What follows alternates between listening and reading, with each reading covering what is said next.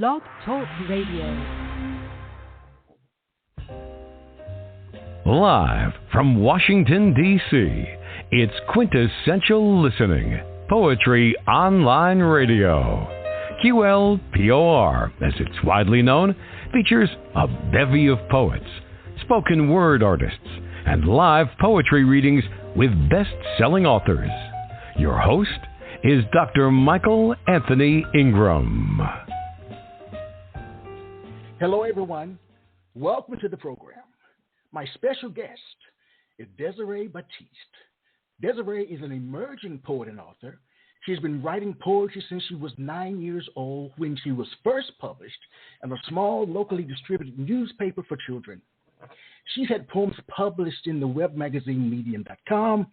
She's also had one of her poems published in Poetry.com's Best Poems and Poets of 2023 compilation. Am I correct, Desiree? No, that one was 2000. That was a while back.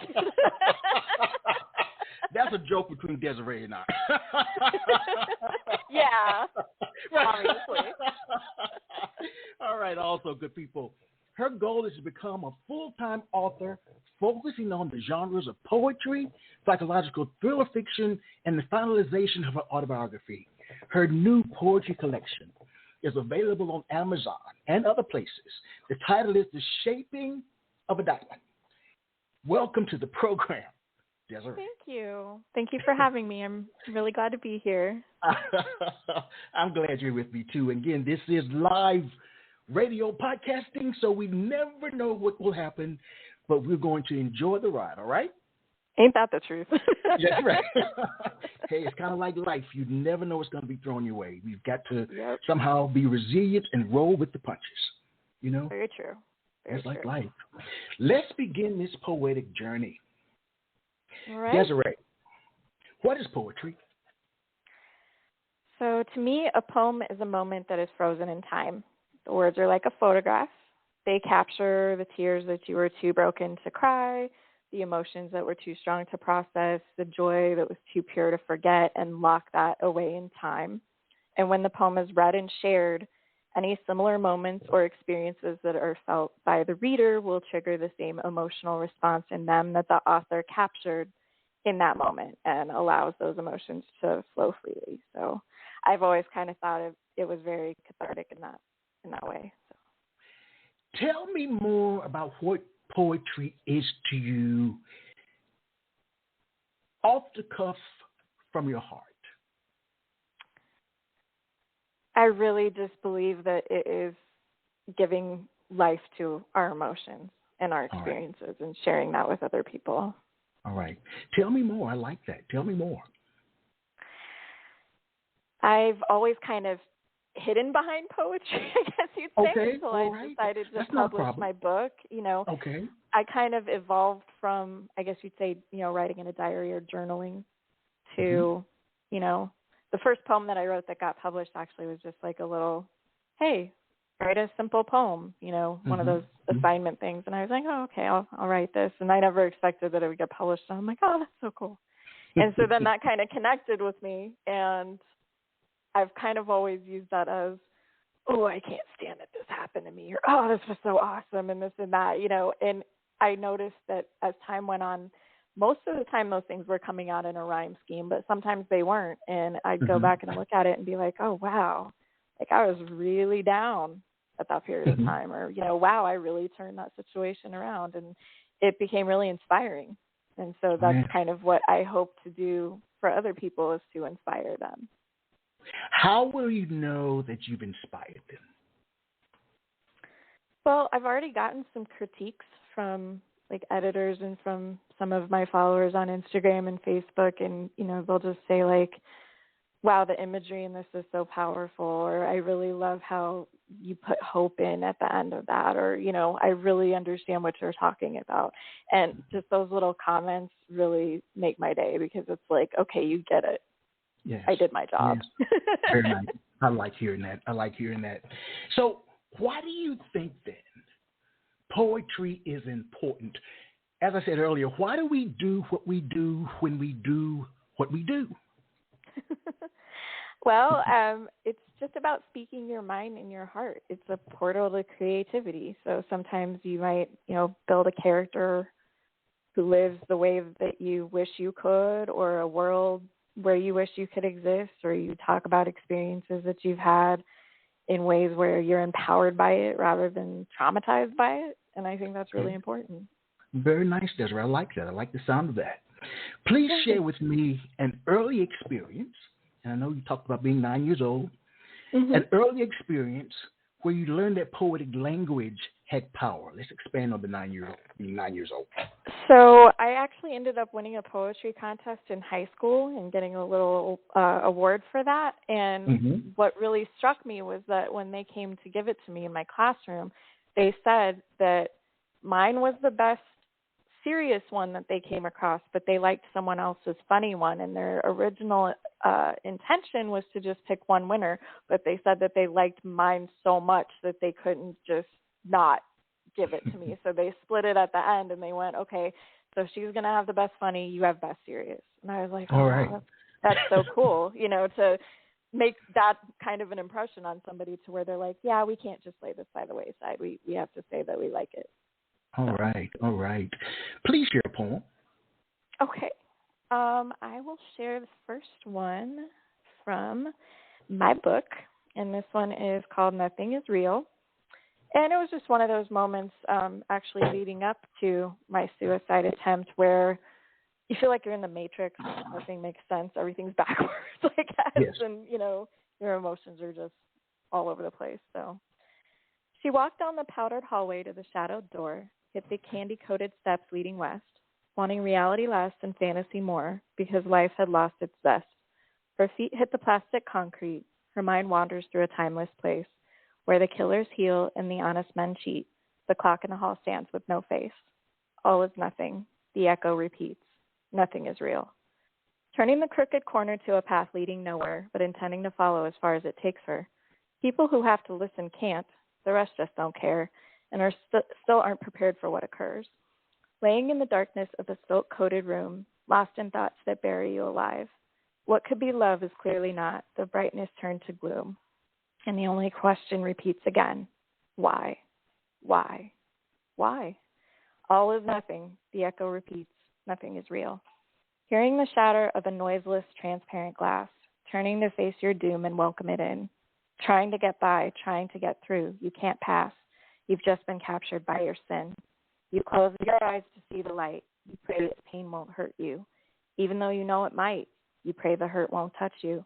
Silently, it creeps in and snuffs out the candle of life. Motionless, you lay there accepting. You can face no more strife. All is nothing. The echo repeats. Nothing is real. Not even the pain you feel. And that's the end. What a powerful poem, Desiree. Thank you. I'm glad you enjoyed it. Well, you're very open about one of the reasons that led you to write it. Mm-hmm. Yeah. You're very open. And that is, like I said, I had to do this for me. This was kind of part of me healing from everything that happened to me. And I kind of felt like, okay, when you're a victim of domestic violence or a victim of abuse rather than being a survivor, you're still carrying around this shame that they put on you, or this label of fear and insecurity and not being good enough. And I was done with that. It dragged me down so often. And so I just decided, okay, you know what? The shame is not mine. I'm going to put it back where it belongs. I'm going to stand tall, and I'm going to be like, you know what? I survived this. And if you are walking a dark path right now, you can also survive it. You deserve better. And I wanted that to just connect to people in whatever way that it could, and, maybe help to bridge that gap. So many of us out there, we've been hurt, and you need that human connection, but you don't look for it because you're afraid of being hurt. And so I kind of felt like, well, my pain might have a point if I'm able to kind of extend that hand and be like, hey, look, I understand you. So is it fair to me to say that your pain inspired the book? You to write the book? Yes, my pain as well as my triumph over it, because I did end it on a happy note. So. Yes. Yes. Now, tell me about the title. Now that we're talking, the shaping of a diamond, I can see it in my mind, from my perspective, what that might mean. But tell me about the title from your perspective. Okay. Actually, kind of part of my introduction where I explained that I was beaten down and there were so many things that cut at me that gave me facets of depth and shaped me to being the diamond that I am today. So it was kind of an analogy for that. All right. Beautiful. Share another poem. I like hearing your work, Desiree. Share another poem. Thank you. Okay.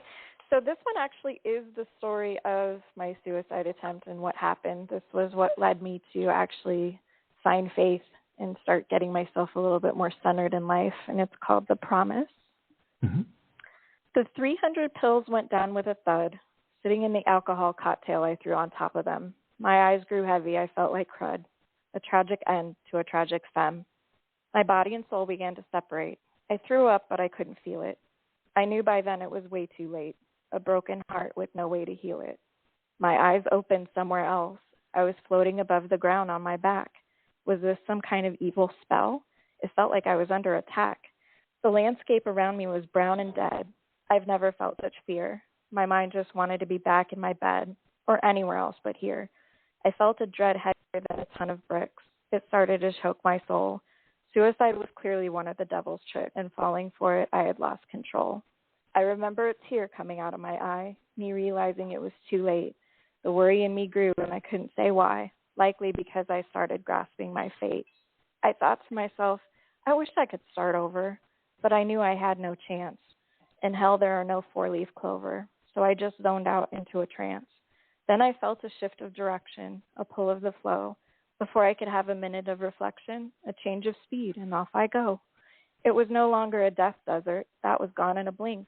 The landscape began to convert before I could even think. When I focused my vision, I just saw light, and I peered into its center. I felt love, strength, and might because I sat before my mentor. I knew him immediately. His eyes were piercing, like Tiffany stained glass windows. He was surrounded by a beautiful green meadow clearing. Over top of my amazement, his voice rose. Why can't you see your beauty as I see it in my heart? You've gone from just being moody to tearing yourself apart. I could see how I looked in the reflection of his eyes. I was not ugly and small. It was then it sunk in and I realized the enormity of it all. This was God. There was no more doubt. He cared for me more than anyone ever had.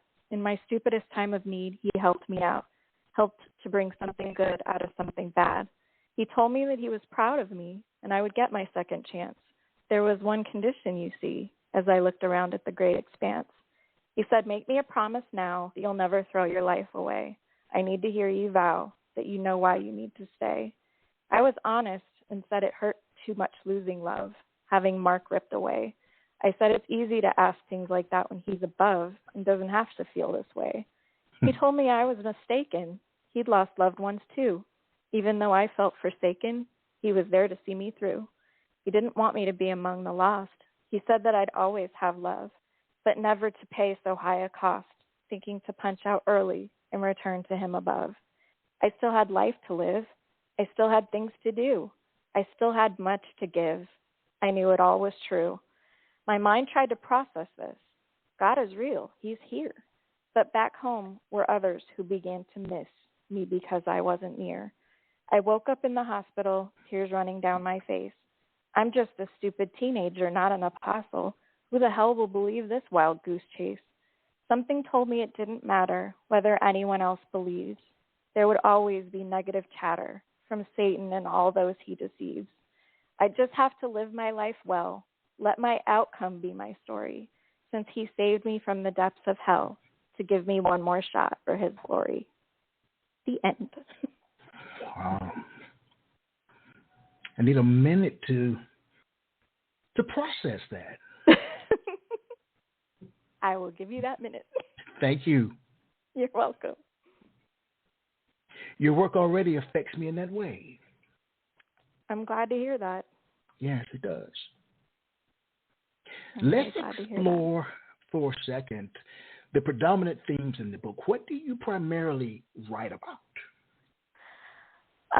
Well, I would say it's kind of a journey because I started out with my mother's abuse of me losing the only guy that I had ever trusted. Let's see, me the first time I got attacked by someone, depression, mental illness, but then little lights, glimmers of hope. There's me writing about love and what I dreamed that a healthy relationship would be like, kind of clung on to that hope. Me finally finding my husband, my soulmate, and then, of course, the pitfall that we hit September of last year. He had a full manic episode, which was the first one he'd had in 15 years. And, of course, I didn't know him at the time when he first got diagnosed, so I did not know how bad it could possibly be. But if I'm being honest, it was literally my worst fear because we've been together, 2 years. We actually just celebrated our 2-year wedding anniversary yesterday. And oh, wow. Very nice. Yeah. So we've been together for a total of 2.5 years, but married for 2. And so at this point, I'm like, 2 years, this man has been a dream. He's been not violent, not argumentative, not horrible. He's just been encouraging and loving and just a wonderful person. And to see that just 180 turn on its head like that, I wasn't expecting. It really threw me because I had started to let down my guard and started to heal from all of those times where, security and stability got yanked out from under me. And here it's happening again. And I'm like, oh my God, what do I do? And it really put me in a bad spot for several months. And so there was several poems that I wrote during that period of time where I was really struggling. And then, of course, I did end the book on a high note. But, yeah, that's kind of, a lot of the theme of that is those things, plus finding yourself, standing up for yourself, finding faith, not being afraid to embrace that. All right. That's a lot of stuff. That's a lot. That's a lot. Wow, that's a lot. That's a lot. So how does a poem begin for you, Desiree? Based on it being a lot of different things, is it with an idea, a form, or an image? Sometimes it can be all three. Sometimes I'll be sitting doing absolutely nothing, like watching a movie with my husband or something, and all of a sudden I'll just be like, yeah, that's really good. I should write that down. And I'll grab my notepad on my phone and start, going to town with it because it just popped in my head. I kind of draw the parallel to, if anybody's seen Amadeus, the movie about Mozart, and he used to joke how it was already finished in his head. It's very much like that for me most of the time. Most of the time I get struck by it, either because I was thinking of something or because I was telling a story or some memory got triggered or something, and then all of a sudden it's just blah, blah, blah, blah, blah, blah, blah, blah, and I write it down, and then I'm like, oh, wow, that sounds pretty good. Wow. So, yeah. Well, I was thinking when I made the statement about it being a lot, in quotes, life is a lot sometimes. It can be so full of stuff. I mean, in a span of 24 hours, it makes your head spin around and around. Very, very true. So with life being so full, tell us about the selection process. How were you able to narrow it down into the poems that you chose to put into the book? That took some time because I was going all the way back to when I first started doing the ones that I felt were tied to this theme, tied to this journey. And so, I'm going all the way back to when I was 16. And so obviously my style then isn't the same as my style now, but the feeling and the emotion still resonates. So all in all, I noticed I hadn't really changed that much except to maybe have a better vocabulary, Okay. So I sat down and I kind of wrote each intro chapter, if you will. I call them facets where I explain, hey, this is what was going on in my life at the time that, that this stuff happened. And then, the next one I'd be like, okay, so now here I'm in high school and, this is what was going on then and, what inspired me to write this. And then the next chapter, when I'm I called it learning to adult when I'm trying to, step out of that, that ignorance, that, adolescent mindset, and try to embrace that idea of faith that I knew was real, but at the same time, like, I was still fighting against it somewhat because my mother had soured me on God and religion and everything having to do with that because of how she was. And so having that revelation during my suicide attempt was actually very freeing, but I also had to, like, kind of discard that baggage that I had associated to it. All right. Well, please share another of your works. I want to hear more. Okay. This one is going to be, like, the most. I'm just going to tell you that right now. Okay. Okay. Like, if you were like, that's a lot, this is a lot more. Let's put it that way. Okay. All right. But I promise you the next two that I'm going to share are actually way more, I guess, positive. So they don't need to be. They don't need to be positive. They just need to be life. You know what I'm saying? Yep. So but don't worry about it. This one I wrote, and it was very empowering because I actually told my story of the 3 abusive relationships that I was in. One was just a relationship, 2 were marriages, and I told it all. I actually wasn't afraid to put their first names in here because I was kind of like, you know what, I'm done wearing this shame. You can have it. It's not mine. So it's called You Can't Hurt Me Anymore. My son Aaron's father, Dan, I met in 1997. I thought he was the man, my match made in heaven. Little did I know it was not to be. He had a porn addiction and was extremely cruel to me, perpetuating constant pain infliction. He lied about where he'd been when he didn't come home. He mocked me when I told him I felt alone, just a child himself, but wanted our son, yet acted like a crazed ape. Our relationship was nearly done just before my nightmare rape. He arranged a friend to come in to do it, all because he owed him $50 he couldn't pay. It was his decision to put me through it and take my dignity away. If messing with my heart wasn't enough, next he targeted my mind. Things began to get really rough. I looked for answers, but none did I find. He told me he was a demon from hell and would kill me one day. All I could think was that he was not well and that I had to get away. Surviving long enough to have my boy and write his name down on the paper, never thinking his dad would treat me like a sex toy by forcing himself on me 6 days later. He ripped open my stitches. I got an infection. But those who tell end up dead in ditches, so I kept silent for my own protection. In an amusing twist, I was supposedly too difficult, so he ended our relationship and left. And there I was, a broken adult, soul-weary and bereft. Before I could blink, a knock at my door. After only a few months of peace, I was warmed by the smile he wore and assumed my happiness could only increase. I'd known David in high school. We were very close friends. He told me he knew he'd been a fool to never speak of his true intents. He'd liked me in more than a friendship way. He was there to ask me to let him have a chance, to hear what he had to say. He knew I had my son to care for and didn't want us to be alone. He wanted to see what life had in store for the 3 of us on our own. 6 months later, we were husband and wife, and in less than 90 days, I realized I'd ruined my life in one of the most horrible ways. He was a monster deep down inside, the list of his crimes unending. The first thing I knew I could never abide was that he raped the best man from our wedding. He never told me he was bisexual or that he wanted to be a swinger. He acted like all that was supposed to be natural to a woman who'd been through the ringer. I'd like to say I was smarter this time and had the courage to walk away, but in my pocket I had less than a dime. In my future, I had no say. One day in the kitchen, dinner burned inside the hot skillet. This was the first day I learned it was his goal to find innocence and kill it. The hot pan smashed the right side of my face. I almost lost my eye, laying on the floor in unconscious disgrace, so I couldn't even ask him why. He thought he ended me. Maybe he was going to brag. He thought I was dead, you see, when he started to put me in a trash bag. He was surprised to see me stir and made up some excuse. That day passed in a blur, replaced by even more abuse.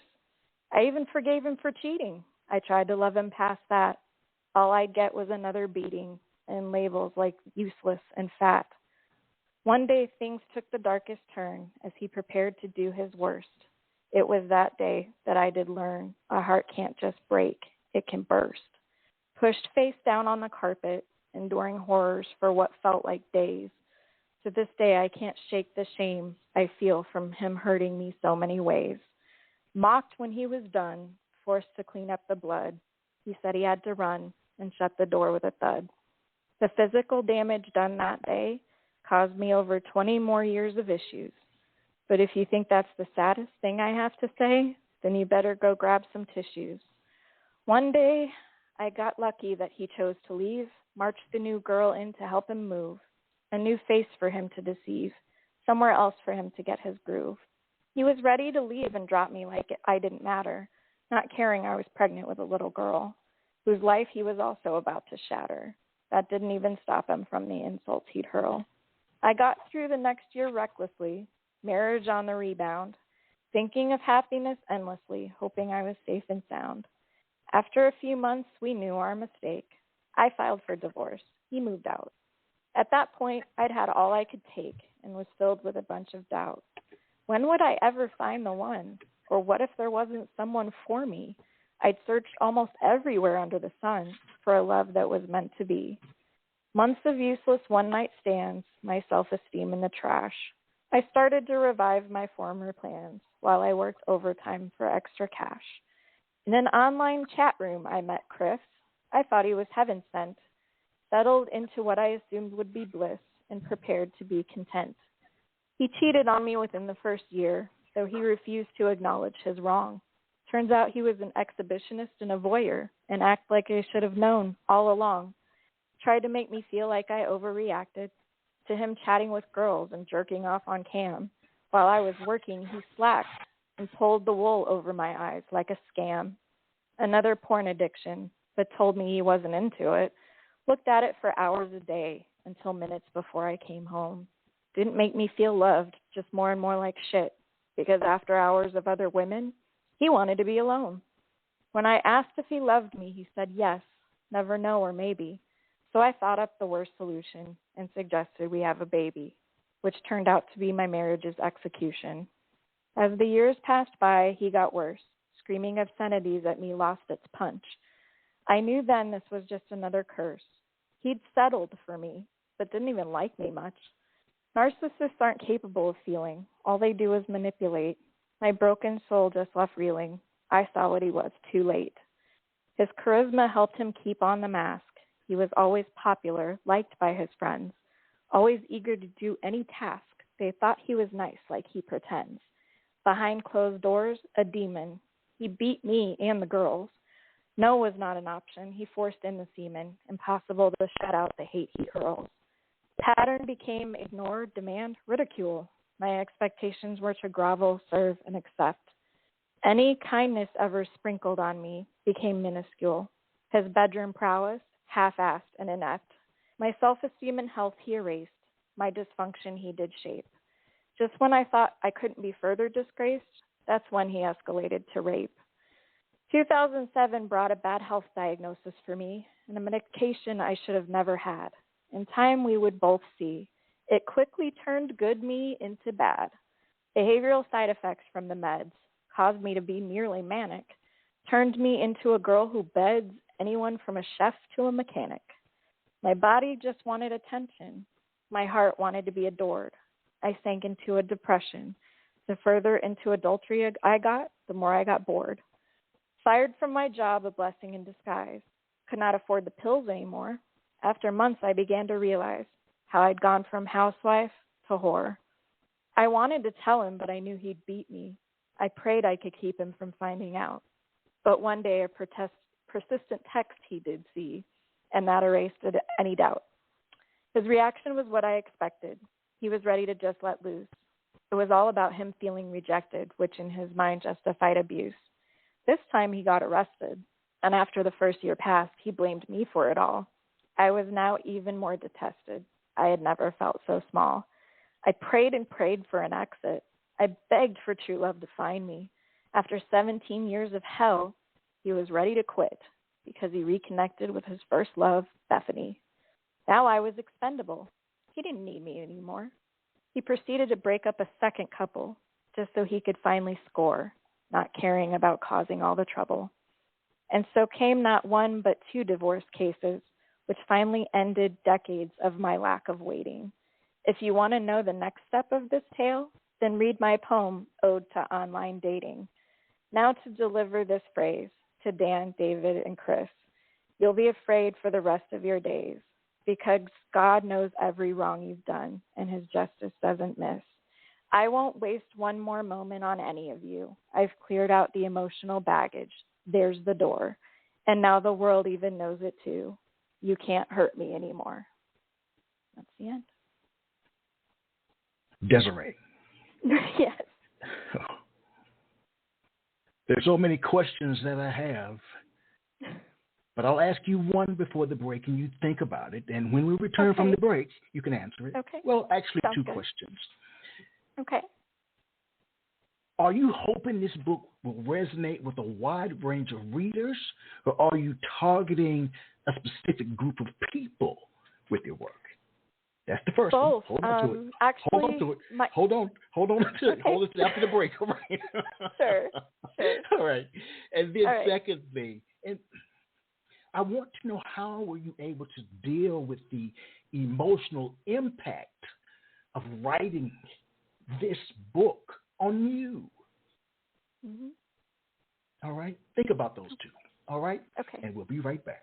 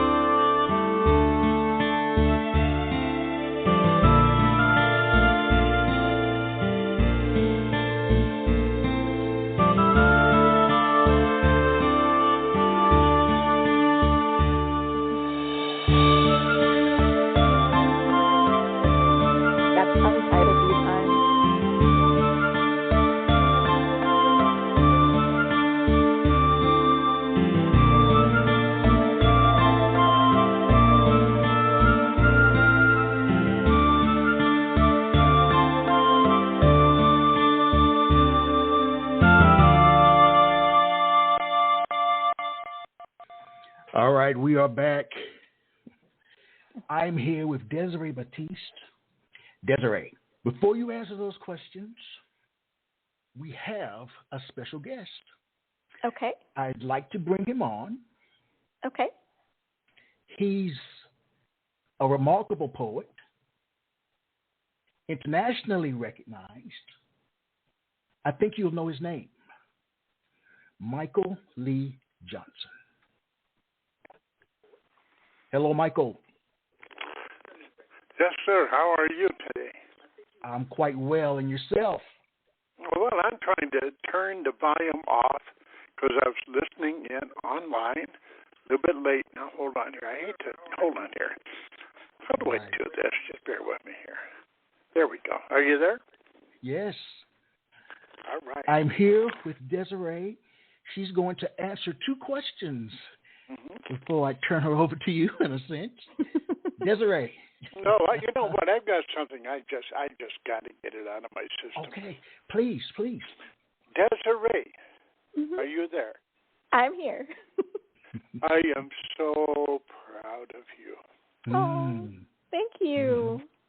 I'm so proud of you. Can I tell you the reason why? Please. I'd love to know. You are so to the gut that you scared the living hell out of people. And you know what? I was really worried about that. But you know what? When I'm listening, I'm saying to myself, my God, this is what poetry is all about. Wow. Bottom line. Thank you. Desiree, you're going to remember this forever. I At believe the heart you. of you is poetry that has to be expressed by people, no matter where they come from, no matter where they go. There's always a Jesus and a cross to follow. And you know what, my love? You just make tears come to my heart listening to you out there. And you know what? You're banging it away, kid.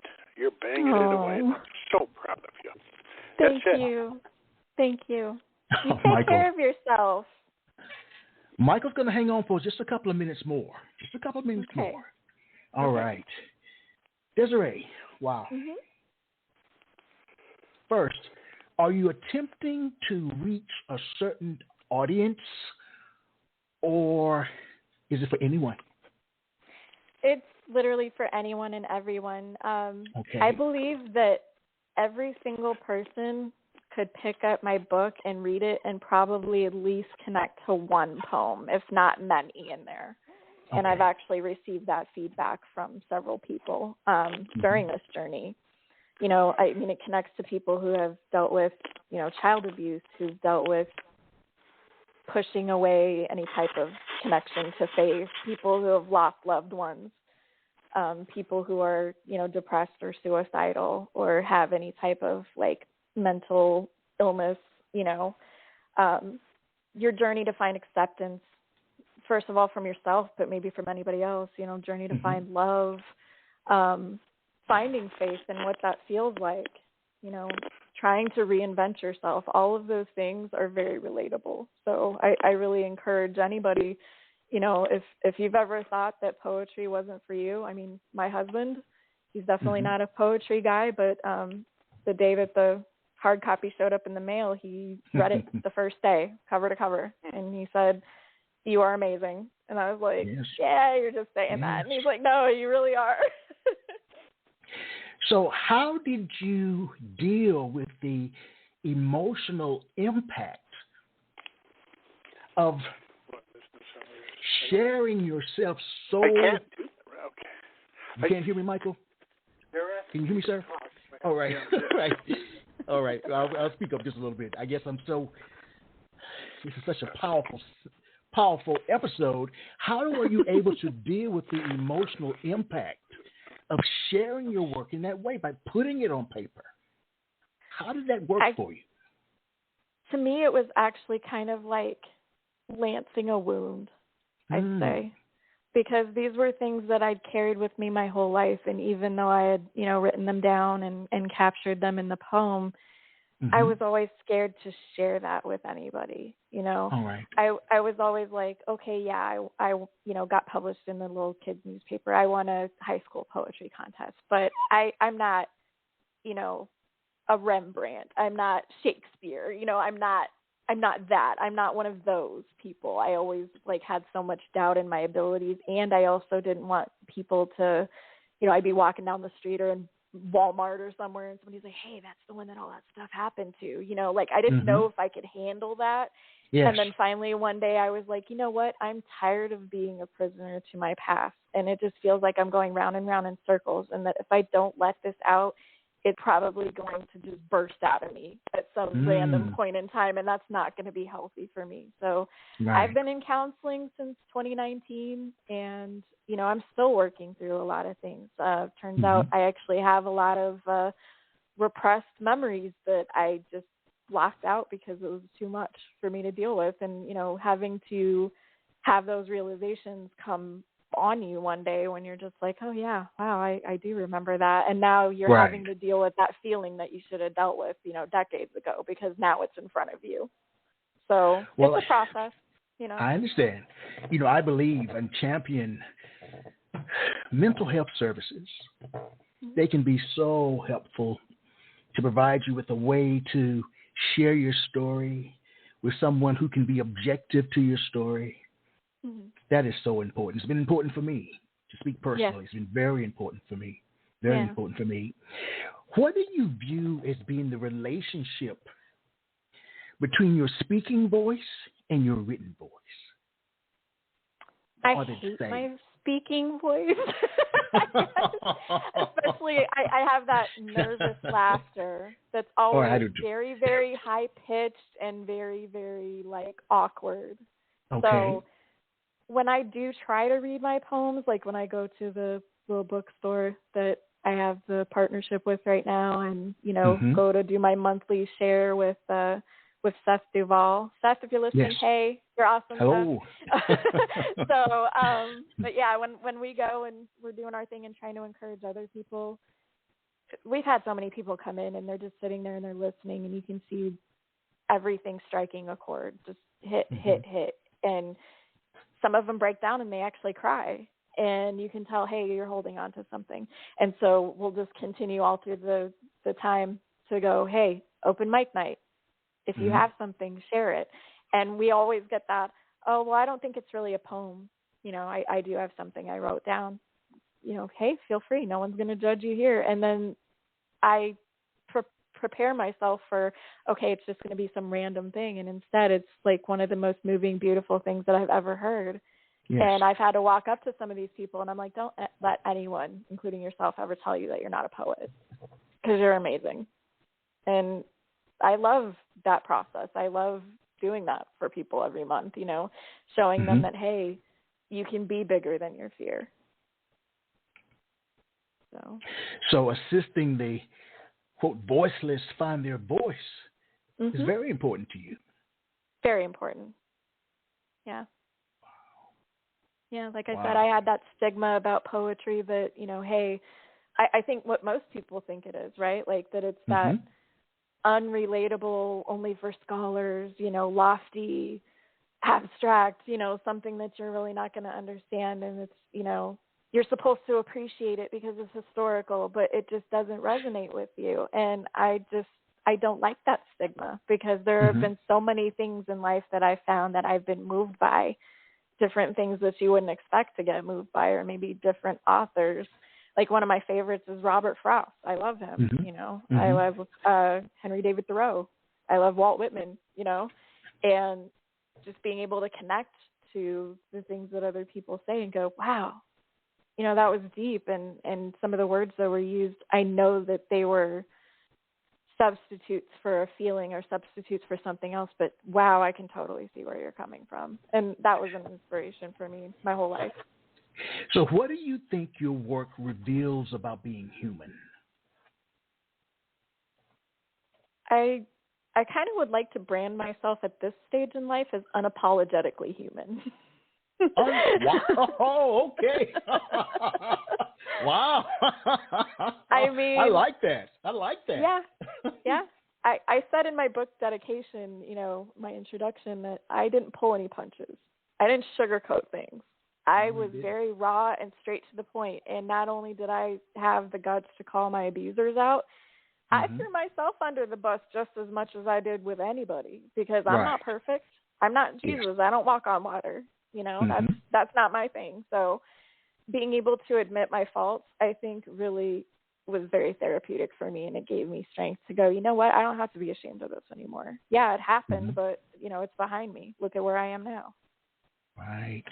So before you share another piece, what is one thing that makes your writing unique and different from others? What do you think that may be? I think what I've been told by others, I think it's really true, that I seem to paint the world that I was in with my words, the imagery, you know, the choice of words that I use and how I spin what I have to say. It kind of sucks you in, and it's almost like when you're watching a movie, right? A pre-recorded movie, and you're there and you're seeing this unfold before you, and you're just like, wow, what am I supposed to do with that?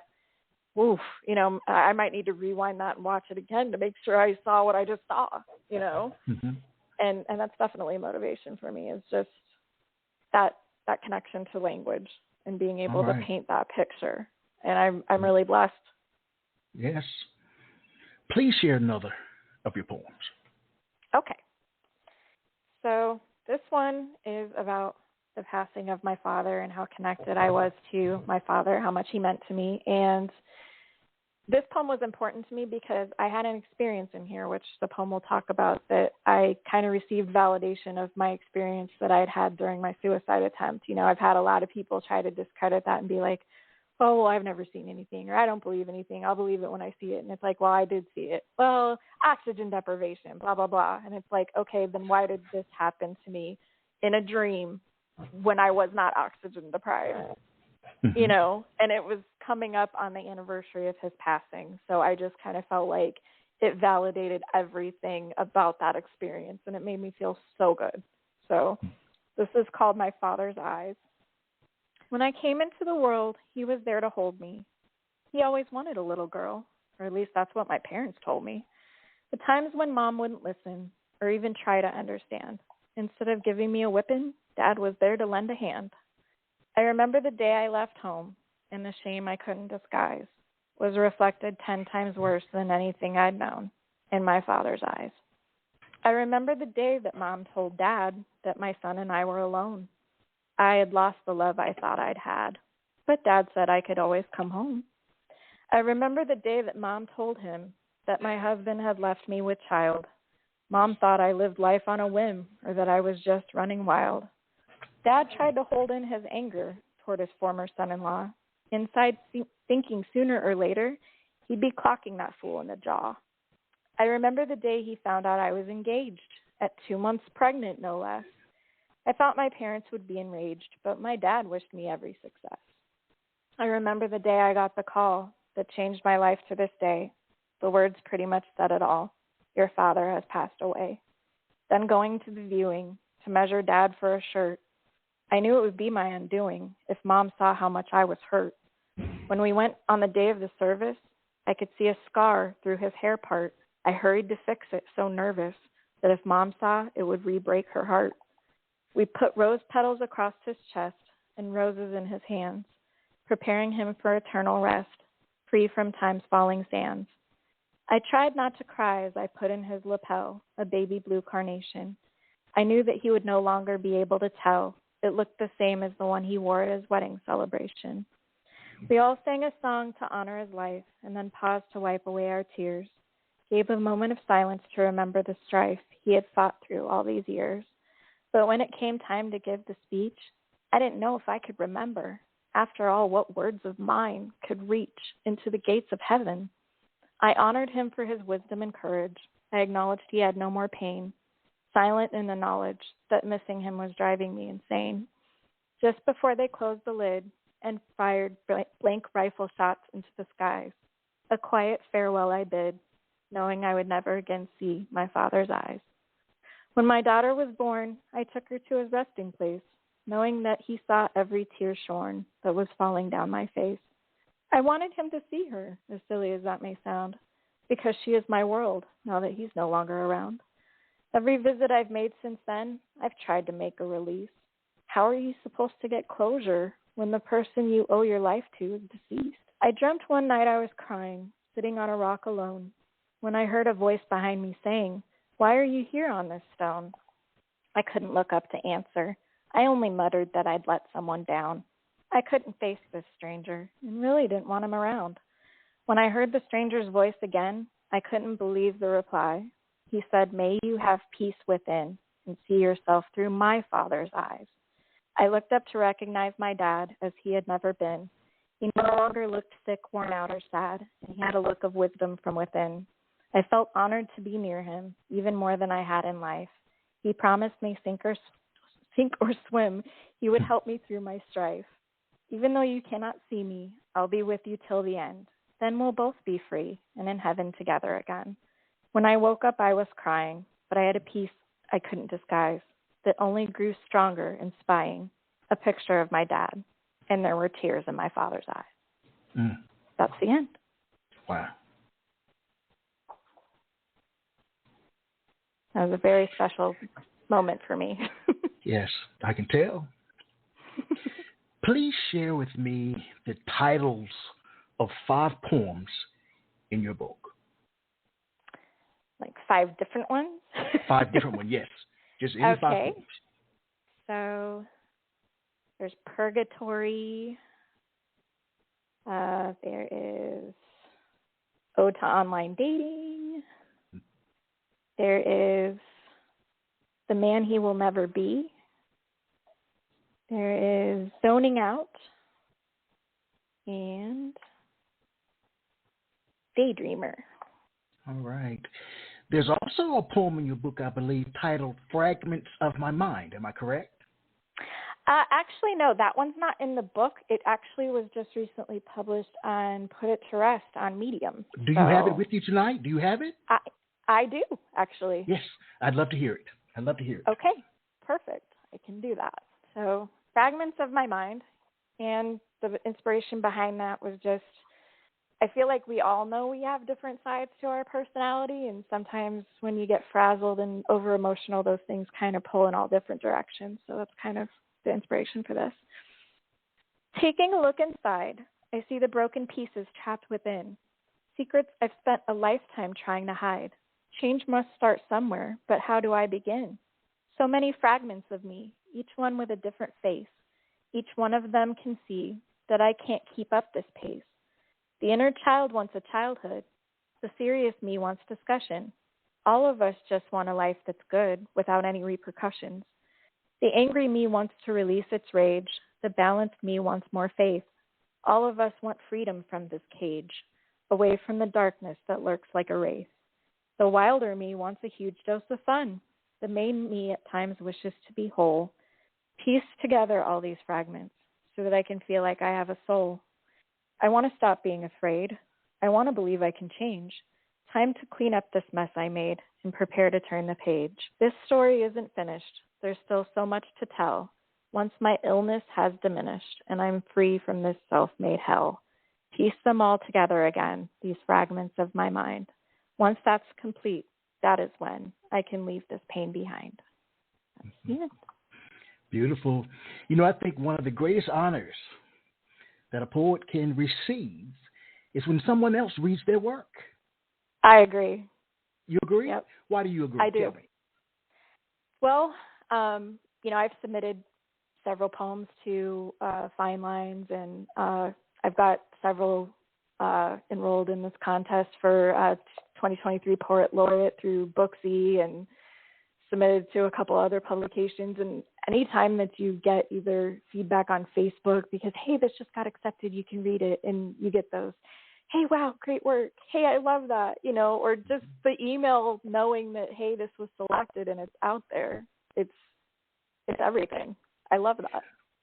Well, I also think it's an honor when someone else performs or recites your work. Mm-hmm. I agree with that. I have a treat for you. Okay. Fragments of My Mind, read by Michael Lee Johnson. Oh, wow.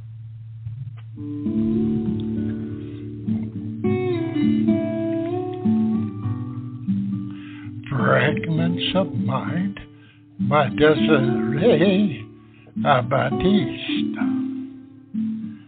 Taking a look inside, I see the broken pieces trapped within. Secrets I've spent a lifetime trying to hide. Change must start somewhere, but how do I begin? So many fragments of me, each with a different face. Each of them can see that I can't keep up this pace. The inner child wants a childhood. The serious me wants discussion. All of us just want a life that's good without any repercussions. The angry me wants to release this rage. The balanced me wants more faith. All of us want freedom from this cage, away from the darkness that lurks like a wraith. The wilder me wants a huge dose of fun. The main me at times wishes to be whole. Piece together all those fragments so I can feel like I have a soul. I want to stop being afraid. I want to believe I can change. Time to clean up this mess I made and prepare to turn the page. This story isn't finished. There's still so much to tell. Once my illness has diminished, and I'm free from this this safe-made hell. Piece them all together again, these fragments of mine. Once that's complete, that is when I can leave this pain behind.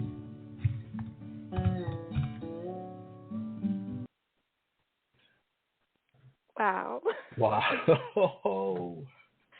I'm trying not to cry, so. Hey, I'm crying. I'm crying, so don't you hold back. Oh, I love that man. I do too. Wow. He really believes in you.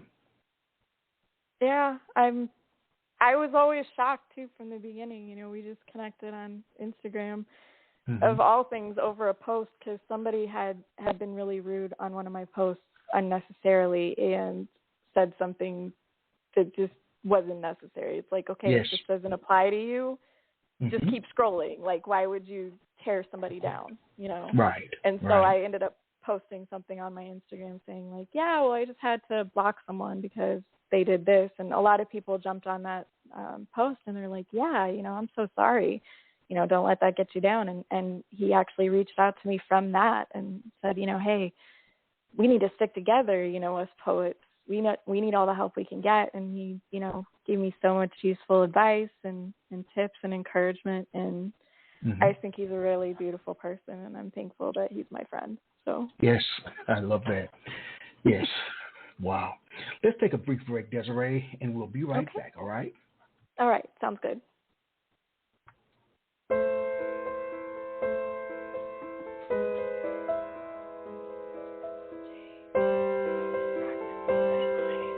And a recording with music and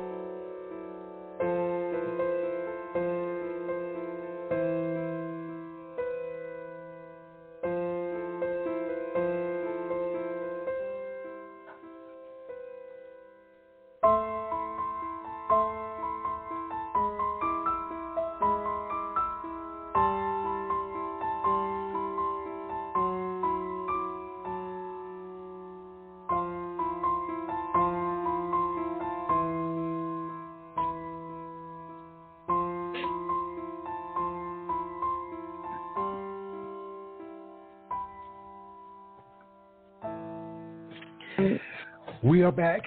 I am here with Desiree Batiste. Hi. Hello. Please share a poem, Desiree. All right. I think I'm going to go to one of my newer ones that is not currently in a book yet. And let me find it here. This one actually was really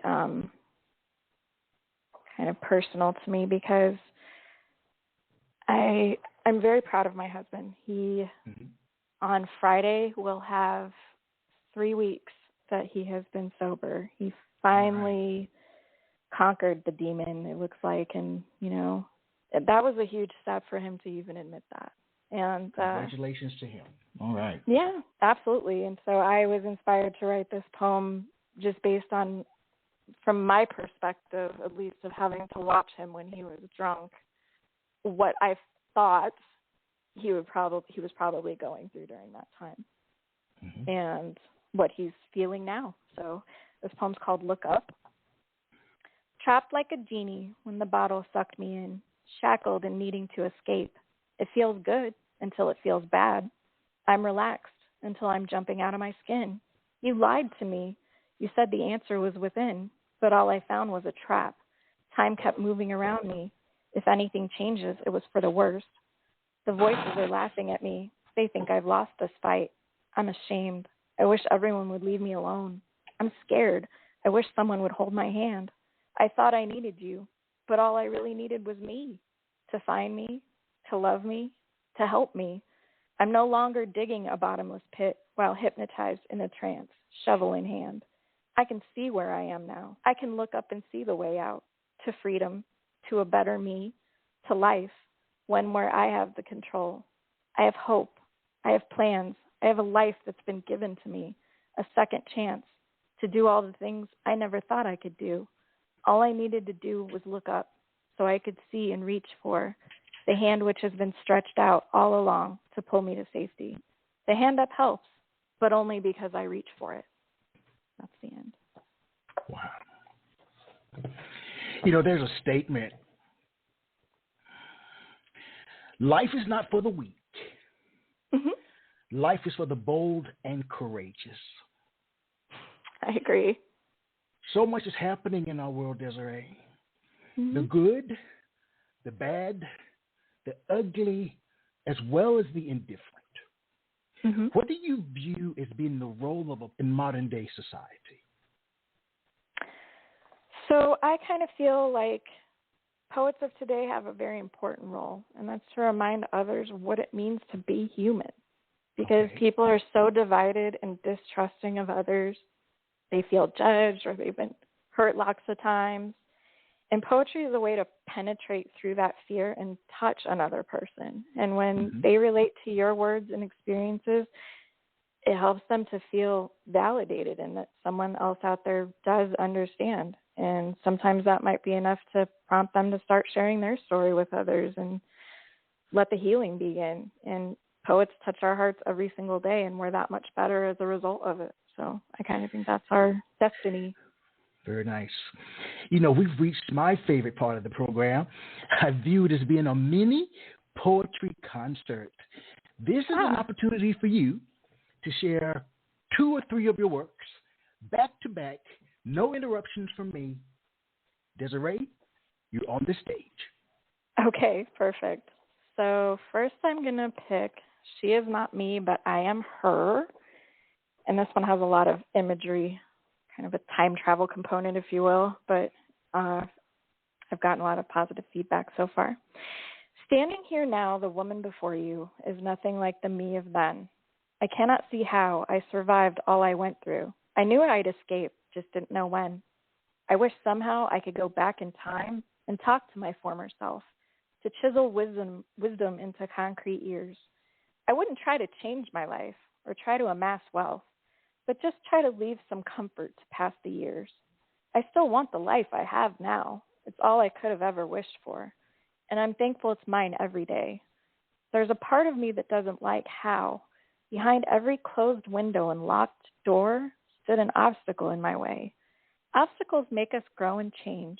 That's not the part I don't see or why I'd reach out to the me that's malleable. I must ask, I find it so strange as I look over that past me. Did you know that you're valuable? Of course you don't. That's why you gave up and threw your hopes away. You say you'll try harder, but you won't. All you say is, how high when someone says jump. You wish for no tomorrow because of the pain felt today. What would I say to her? That me of 1995 with strong will? I would gently take her hand and say, I know things are horrible, sure, and they'll get even worse still, but you need to hold fast to your faith. Remember, life is a miracle returned to you. This is a blessed second chance. Your decisions will shape the path we walk. She will know it's true. She will walk away without a second glance and think, thanks for the talk. But the words, they'll take a while to sink in. A seed planted, which needs time to grow, into the hedge maze we now traverse. Each time we get lost within, she will come to know, when dealing with time there is no reverse. The maze is changing behind us, giving us only options forward, pushing us toward the present. Each time we make a fuss or try to make the struggles beyond hard, the memory of our talk will be heaven sent. That wall behind us, made of leaves, pushing against our back, guiding us to the now, cares not for sobs and heaves, cuts no slack, only knows you must move forward, but cares not how. Step after step, year after year, heartbreak time and again, scars that heal but never stop bleeding. Determination replaces fear, even at times when she cries she's not getting what she's needing. Do I think she will remember the words? Will she keep moving on our path, or will she go a different way? She'll be drawn to what she yearns. But how can you be sure? Picking leaves off my back, because I'm here now with you today. And my next one is called Glass Doors, and this is how I view meeting my husband and what that did to change me as a person. It's been a lifetime I've spent with all this darkness, locked away in a perfect home, the view always inspiring from behind the glass doors. It made me believe that someday I would be free. Try as I might, these doors didn't open, so I could come into the light. Every wish I made to get out of this gilded cage was like a phone call straight to your heart, reaching you over the years. My suffering was like a beacon drawing you to the desert. When you found me, you saw through the glass doors, which would only open from the outside. You walked in and freed me from my cage.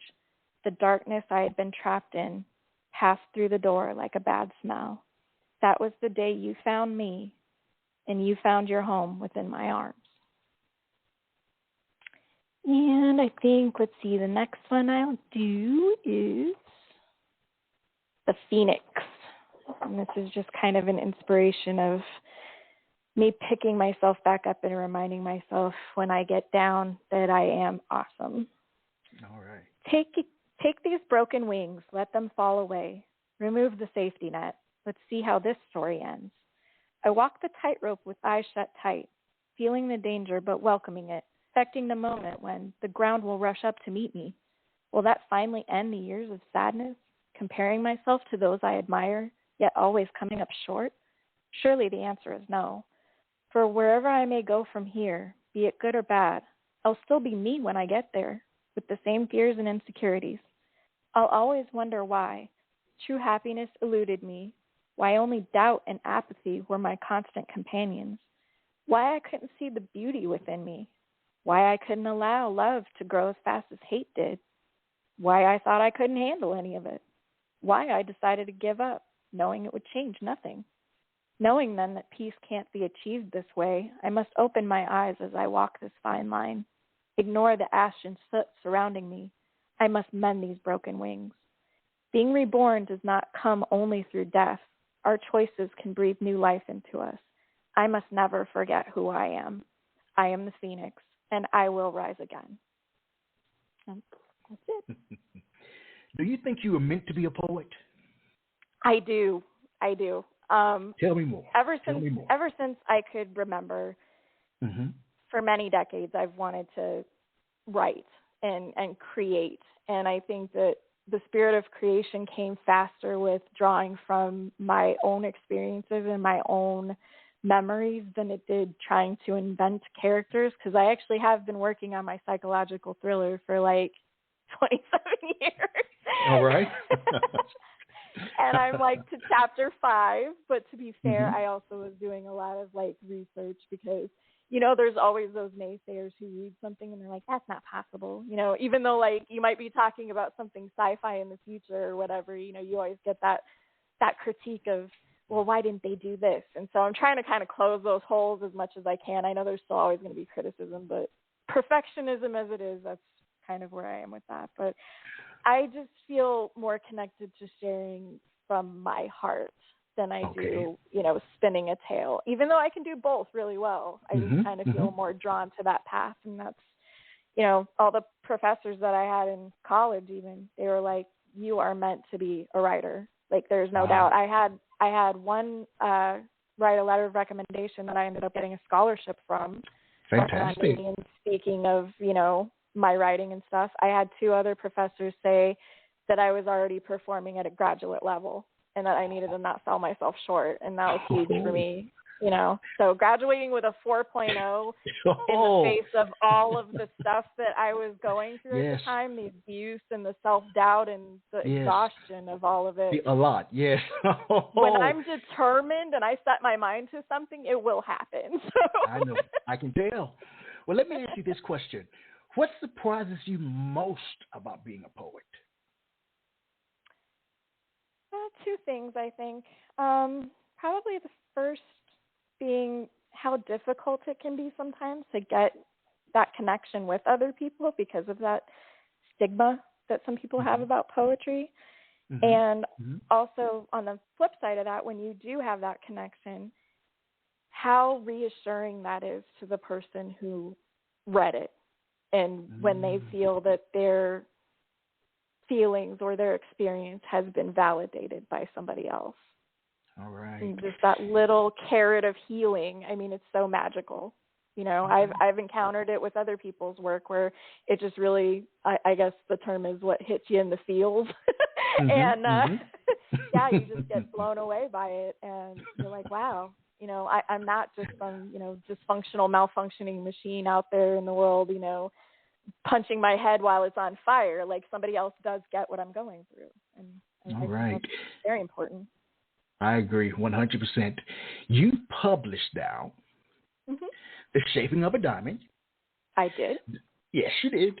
Does knowing that your poems are published and out there in the world validate your being a poet, or are you content knowing that they're out of your system? I am always growing, always evolving. I'm always writing new stuff. I actually wrote a new poem today. Wow. So, I mean, as long as we're breathing and we're human, we're never going to stop feeling. And so I don't feel like one book or one poem can sum up your whole life and you're just like, oh, I'm done. You know, like it's a path and you're always growing and evolving and changing. And I think that's really important because you can look back on some of those earlier experiences and go, wow, yeah, I was really going through it, but look where I am now. Okay. You know, we've reached the end of our poetic journey, but I'd like to bring Michael Lee Johnson back in for his final thoughts. All right. Sure. Oh, wow. Michael. Yeah, I was really going through it, but look where I am now. Okay. Michael, are you there, sir? End of our poetic journey. But I'd like to bring Michael Lee Johnson. Got a little bit of echo. Michael. Yes, sir. All right. Yes, sir. How are you? I am. Are you there? Yes. Your final thoughts for Desiree tonight. Oh, I got thoughts for Desiree. Nothing but encouragement. All right. The bottom line is she's got a long ways to go. She has the spirit that I picked up on. And I may not be that significant in life, but I picked up on her spirit. Her spirit is what's going to make her great. It's just a matter of time. Now listen, Desiree, I've got a question for you. Sure. If you grow up and find yourself somewhere different, how do you respond to your critics? How do you feel when you're naked and afraid in the poetry world? I think I just look back on my experiences, you know, and everything that I've survived and just look at it like, hey, this is one more feather in my cap. This is one more opportunity to push past my fear and to embrace it rather than trying to look at it as something that's going to stop me, and just roll with the punches, you know. I mean, some criticism is going to be super helpful, and I have gotten a lot of good criticism, and I've used it to my advantage, and some criticism is probably just personal taste or something that one person might feel that the rest of the people don't agree with. And I mean, that's valid too, but I mean, is that worth uprooting and changing your entire story and how you communicate? No, you know. So it's just about learning the difference between those things and just staying focused on what your message is. All right. Well, thank you, Michael. You know, I have a response. Yes. Real quick, because I think makes under the timeline. Response: let no one steal your joy or sidetrack your dreams. Even when they tell you you're not making no money, it's a waste of time. Everyone does it. You're not special. But you know what? Respond back and say, I walk on my competition. I accept most rejections, less confrontation than I act on them as they do others. Delete them, replace them, have faith, and forever move on. Wow. That's so beautiful. Nice. Thank you very much for that. Oh, wow. Nice, Michael. How can we find your book? So it's actually primarily for sale on Amazon, but it is also available for expanded distribution. So if you looked up, you know, my first and last name or the title of the book on like Barnes & Noble or some other places, I think it's even available in libraries and stuff like that. It's wow. pretty much, yeah, it's got pretty wide distribution right now. But very nice. Amazon's very probably nice. the quickest. If you're local and you're in Arizona, you can pick it up at Immortal Trees Bookstore, which is located Avondale, Arizona. I don't have the address immediately in front of me, but just Google it. Right. They're there. Okay. They're great people. I love them. How can we stay in touch with you? So I have many different ways that I can be reached, but I'd say the one that's probably the most cohesive is through my Booksy profile. So if you go on to booksy.com and you search my name, it actually has all of the links for like my YouTube, my Facebook, my Instagram, you know, all of those good things, my TikTok, and people should be able to find me from there. So. Now, is that Booksy, Booksee, or Booksey? It's actually Booksie. All right. I'm glad I asked. I didn't even think about that one. No worries. Booksie.com. All right. Correct. Where do you go from here? What's next for you creatively? Well, like I said, I mean, anytime the moment strikes me or I'm thinking about something in particular, it might be something that's weighing heavy on my heart that I'm like, you know what, I really need to deal with this right now, you know, and I'll just sit down and write it. And usually I'll go to open mic night the following month and, you know, bring in that whole stack of, hey, this is what I've been doing since the last time I was here, and, you know, read that to people and share. I'm still working on my autobiography. There's a lot of, I got to get out of the weeds with that, mainly because, like I said, I have been in therapy since 2019, and there are some things that it's just really, really, really hard for me to come to terms with. One of those things being the fact that I'm actually pretty convinced, although I have no definitive proof and probably never will, I think that my mother had something to do with my father's death. And being that he was such an important part of my life, I mean, that's a really hard thing to wrap your head around and try to understand. And so, you know, I think I need to kind of make peace with those things in order to better write about them. Otherwise, it's just going to come out as some angry rant, and that's not really what I want, you know. So I'm working on that still working on my psychological thriller. Guys, when that does come out, I think you're really going to like it. I've had a few random people read the chapters that I have done so far, and they said, look out, James Patterson. And I'm like, you're just being nice. But, but you know, if it is successful, that'll be great too. But, I mean, even if it's just for entertainment, you know, getting that out there will be a good thing. Well, I want to thank you for joining me, sharing your work. You know, you state in your bio that Desiree feels that to uplift, inspire, enlighten, and entertain are some of the best things which authors are privileged enough to share with the world, and you do all of the above. Thank you. I was actually honored to be accepted as a guest. It's been an amazing experience getting to speak with you and to talk to the audience out there and to get to speak kind of voice to voice with MLJ. Yes, yes. Incredible writer, incredible future. Incredible I wish you person. nothing but the best. Incredible person. I wish you Yes. nothing but the best. All right, to you, to Michael Lee Johnson, to the listening audience, as I share with everyone every single time we're together, let poetry ring somewhere throughout the land. Good night. Desiree, good night, Michael. Yes, good night. Fantastic. Mm-hmm. Quintessential Listening, Poetry Online Radio, is available on iTunes, Spotify, SoundCloud, and Stitcher. You can also check out the website at qlpor.com.